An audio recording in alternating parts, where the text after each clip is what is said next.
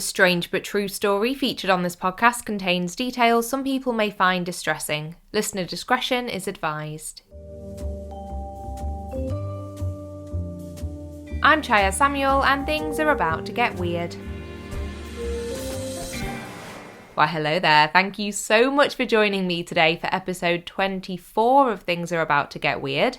I hope you're having a good week so far and that you're as happy as I am that January is over and done with. For me, it was the Januariest January ever. And I'm very much looking forward to the more positive things that the rest of the year hopefully has to offer. Anyway, on to the topic of today's story. Now, if you've looked at the episode title and thought it seemed familiar, you may be remembering episode 15 when I told you the incredible tale of the Beatrice church explosion. And in that one, I mentioned that if you're a follower of all things true crime, you may have heard of the small city of Beatrice before, as it was the location of a truly terrible crime, followed by a bizarre and fascinating sequence of events involving the group of defendants who would become known as the Beatrice Six. As I promised in the church explosion episode, I'm going to take you through the whole story of the Beatrice Six today, but first I wanted to give a major trigger warning. There will be mentions of serious sexual assault and also child abuse in this episode. As you know, I don't like to dwell on distressing details of crimes, but there will be references to both of these and also murder, so this is definitely a heavy one. As with all of our episodes like this, there will be mental health resources linked in the show notes. So with that warning given, let's begin this story. On the night of Tuesday the 5th of February 1985, 68-year-old Helen Wilson was alone at home in her first-floor apartment in this small Nebraska city. That evening, she was meant to be taking part in her weekly coffee and catch-up session with her son Daryl and his wife Katie. But she had a chest cold and was feeling quite unwell, so she decided to call off the get-together. Helen had been born and raised in Beatrice, and by 1985 she not only had 7 grandchildren, but 5 great-grandchildren too. She enjoyed playing bingo several times a week and was a volunteer at her local Methodist church, beloved by her family and friends. Just before midnight on the 5th of February,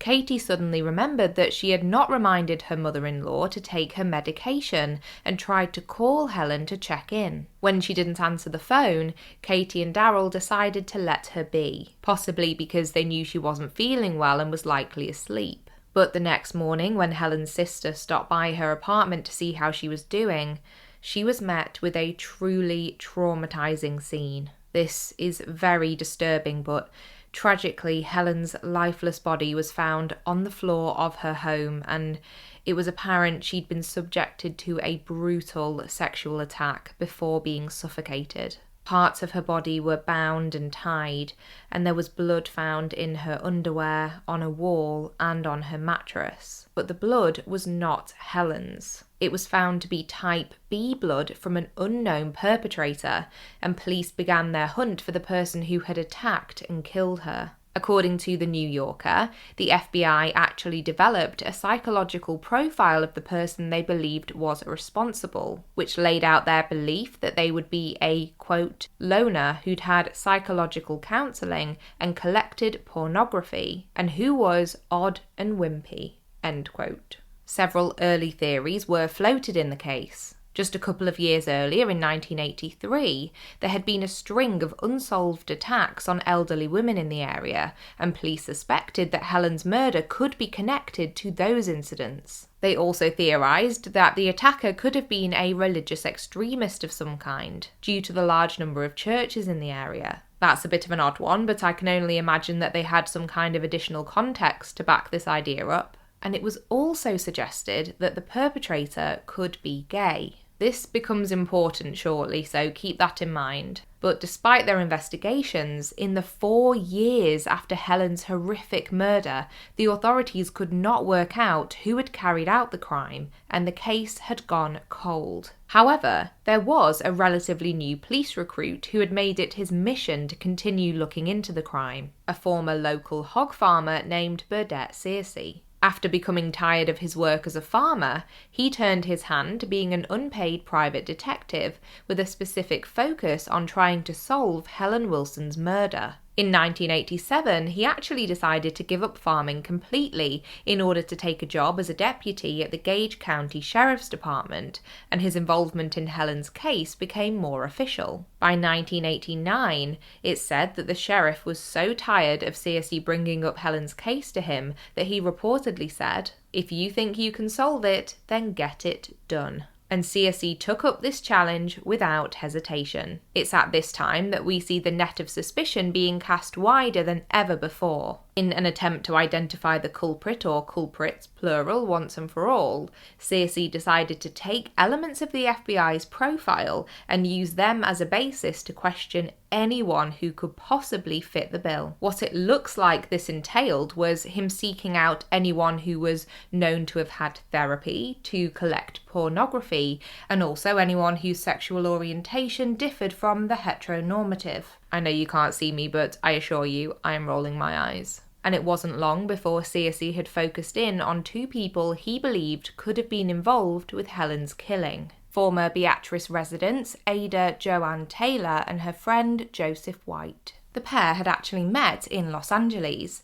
Ada was a sex worker who'd lived in Beatrice as a teenager, and Joseph produced pornographic films. In 1985, they headed back to Beatrice together, as Joseph was determined to help Ada regain custody of the daughter she'd placed for adoption before she left Nebraska. Joseph was described as a handsome 22-year-old by The New Yorker, and it's also said he'd worked as a nude model in California. As for Ada, it's noted that she was a troubled soul who'd experienced a very abusive childhood and had been given a diagnosis of borderline personality disorder as a young adult. When they did arrive in the tight-knit community, the pair started to work on producing low-budget adult films, and it appears that word spread in the community about their ventures. Even by 1989, it seemed that gossip about Ada and Joseph was still floating around in the area, despite the fact that neither still lived in Beatrice. And when it reached the ears of Burdett CSE,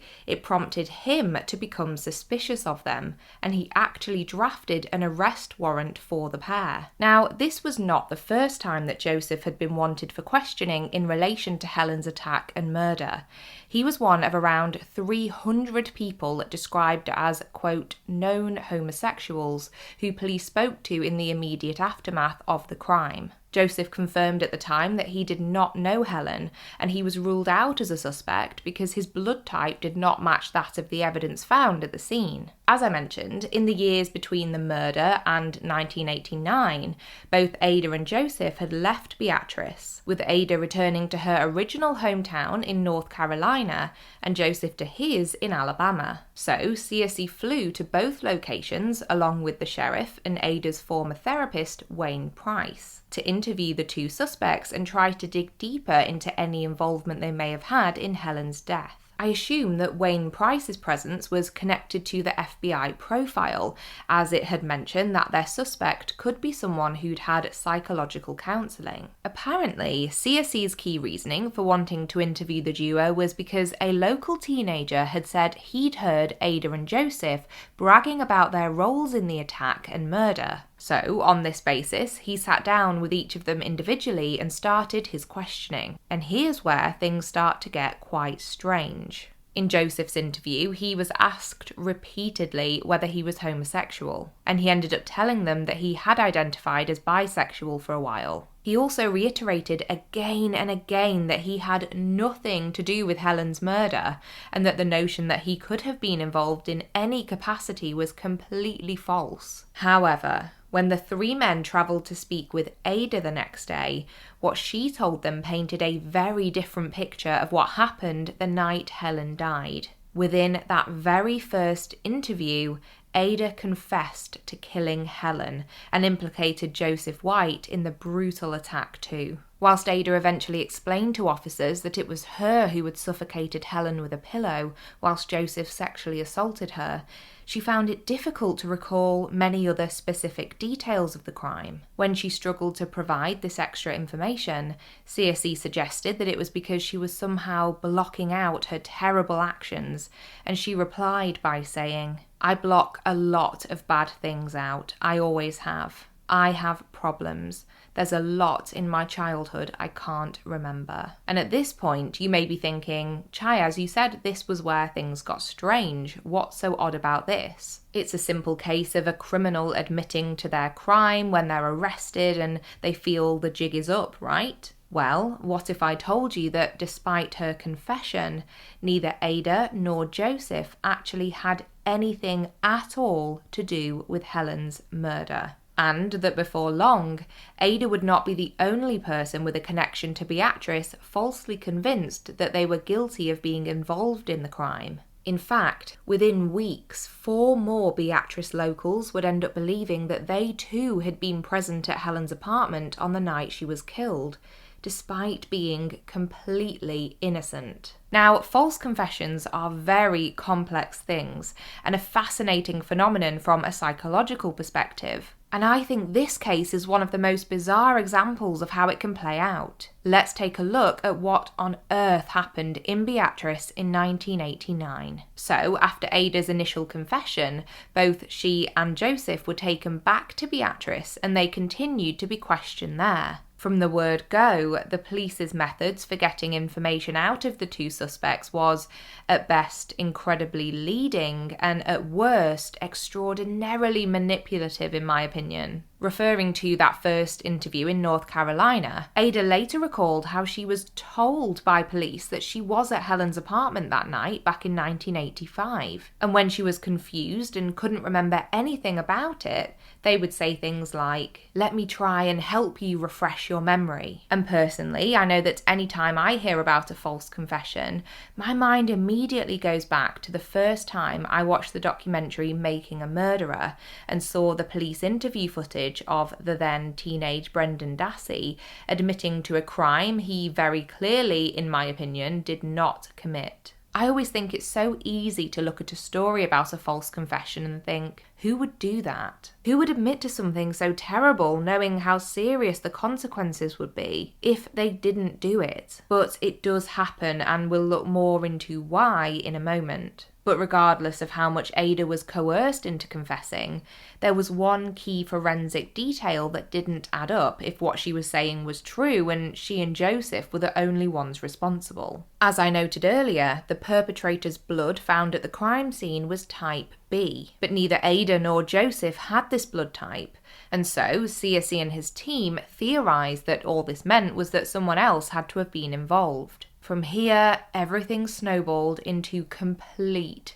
chaos. Although at first, Ada would occasionally say things that implied she may realise she was not guilty. For example, she told a psychologist that in her heart, she knew she wasn't there that night. It didn't take long before she accepted the narrative that she was involved, often spurred on by CSE and her therapist Wayne Price, who was now working with the police as a psychologist. And these suggestions proved to be very powerful. In her initial interview, Ada had briefly mentioned another local boy who she said was with herself and Joseph at the crime scene, but she wasn't able to describe him or provide any other information about his identity. By all accounts, the comment was made in more of an offhand manner than a serious one, but after the police showed her a photo lineup and asked her to identify this mysterious accomplice, she pointed to a picture of her high school friend, Thomas Winslow. Police located Thomas and requested a blood sample to see if he fit the type B profile. He did not, but was arrested anyway. Interestingly, Thomas was also a former patient of Wayne Price, having had therapy sessions with him. Within his very first interview with police,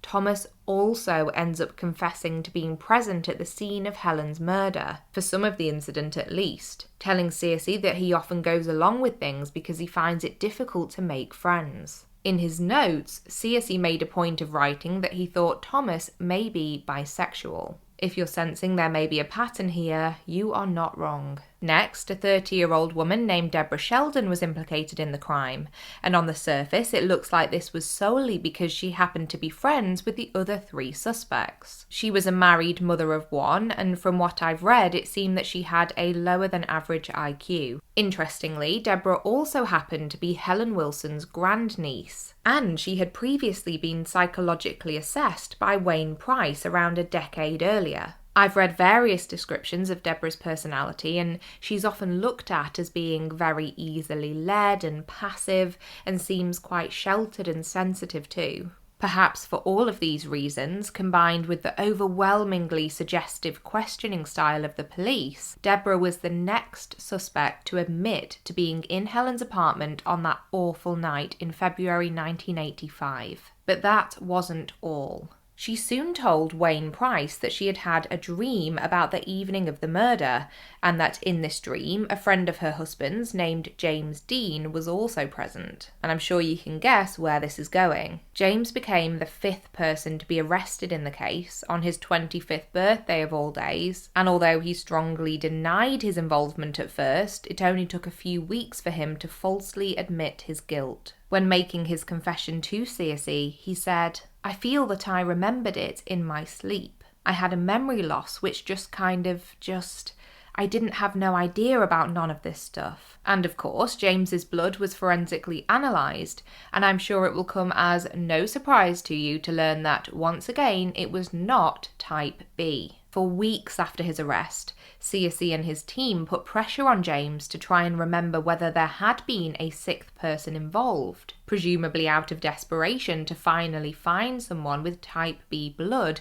to align with their physical evidence. Eventually, just like Deborah had, James began to see this enigmatic 6th figure in a series of dreams, eventually being able to identify them as 29-year-old Kathy Gonzalez, who lived in the apartment directly above Helen's. And crucially, her blood type was type B. However, Kathy was adamant that she would remember if she'd been involved with something so heinous. But Wayne Price assured her that it was probably because she was blocking out the memories to protect herself. Eventually, she was worn down enough to stop fighting, and although she never confessed outright, Kathy struggled to continue defending herself against the allegations. Now, whilst the 6 suspects all had some vague social link to one another, there were other far more significant and far more troubling similarities that they shared. Many had experienced trauma of some kind throughout their lives, and often in their childhoods too. Some of the group had suffered horrific abuse as children, often at the hands of a close family member.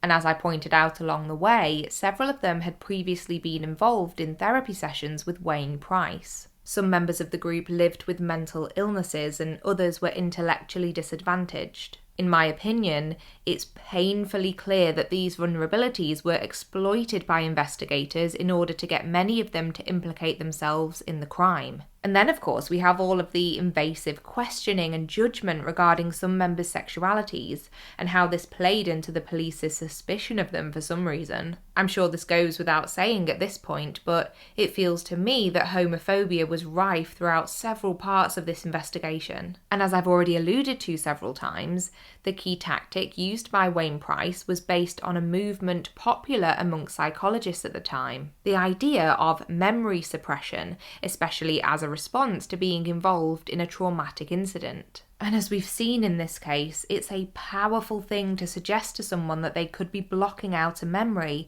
especially when you're in a position of power and trust. So with the 6 suspects locked in, the investigation was at an end and their trial was set to begin. Ada Joanne Taylor, Deborah Sheldon and James Dean all pleaded guilty without question. For Thomas Winslow and Kathy Gonzalez, it was trickier. Although Thomas initially thought he might have been involved, he eventually determined that he had no real memory of the crime, a conclusion that was echoed by Kathy. But both Thomas and Kathy pleaded no contest, due to their fears that they may face execution by electric chair if they tried and failed to prove their innocence at trial. For Joseph White, however, things were very different. He was certain that he had had no part in Helen's death and was determined to prove it. And although it would take almost 20 years, this determination would eventually pay off. His trial was, in my opinion, a total shambles. The only evidence against him was the fact that the other 5 defendants had either confessed or pleaded no contest. And although he requested that additional DNA testing be done to prove he had no part in Helen's assault and murder,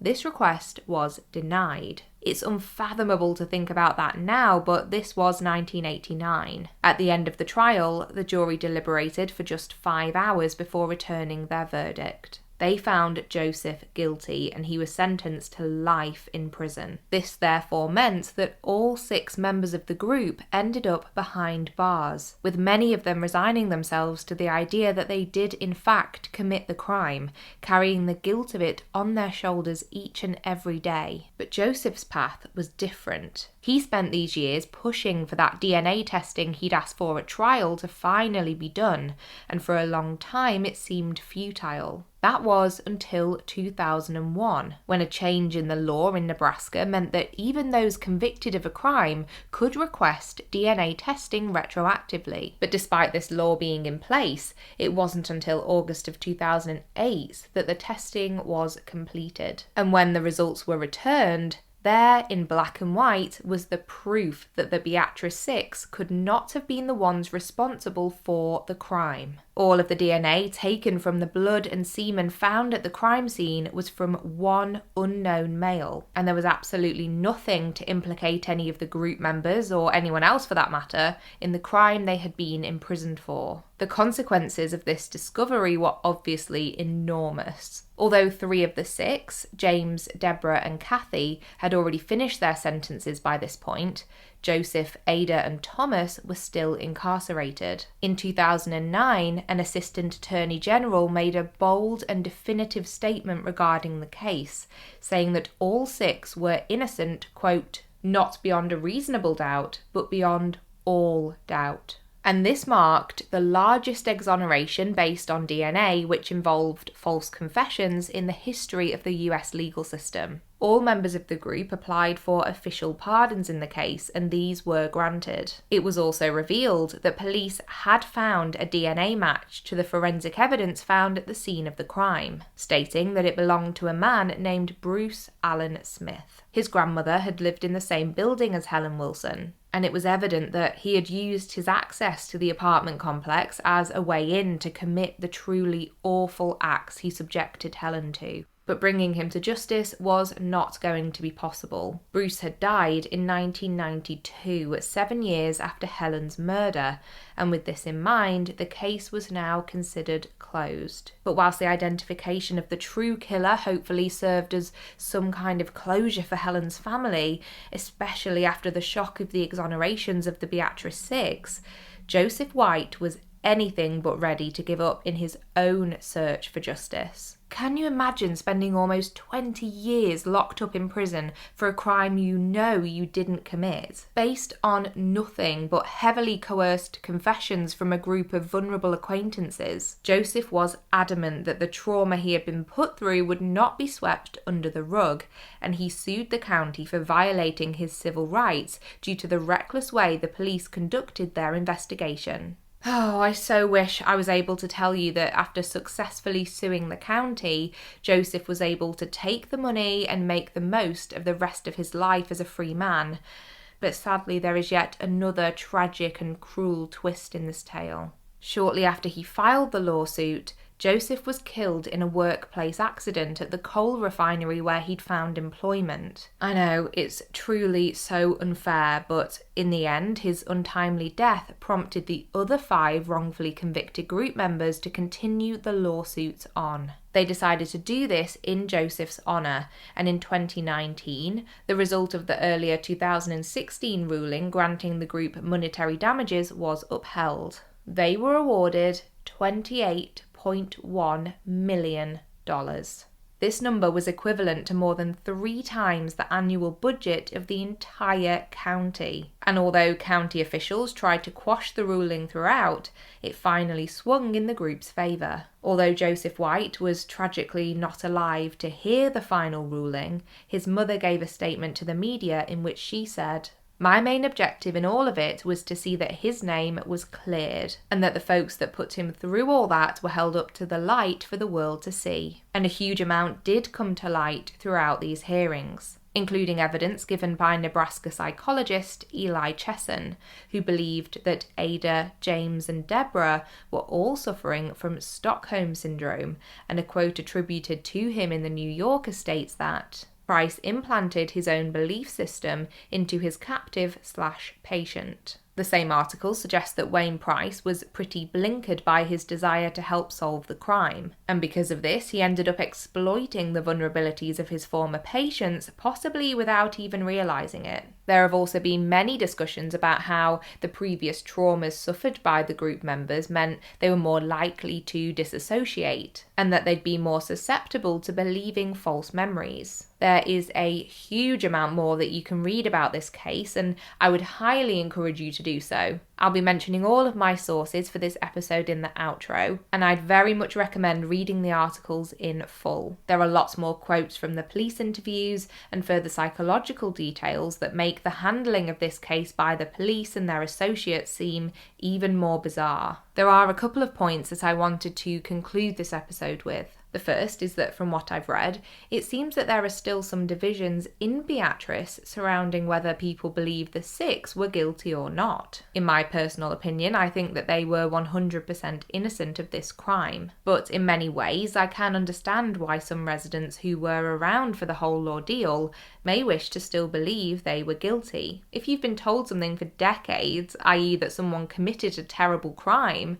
some people may find it difficult to suddenly change their perception of events, regardless of what the evidence says. Some people may not believe false confessions can ever happen because they think to themselves, well, there's no way I'd ever admit to something I hadn't done, so I don't believe they would either. But I think it's important to remember the context and the complexities of this case, not to mention the fact that there was zero evidence against any one of the Beatrice Six, bar these ever-changing and vague coerced confessions. And finally, I wanted to end this story by remembering that whilst the focus of this case is most often on the six defendants, Helen Wilson was the first victim, and it saddens me to think that she's sometimes overlooked. I know this case is sensational in its very nature, but a family lost their mother, grandmother and great-grandmother when Bruce Allen Smith decided to take Helen's life that night.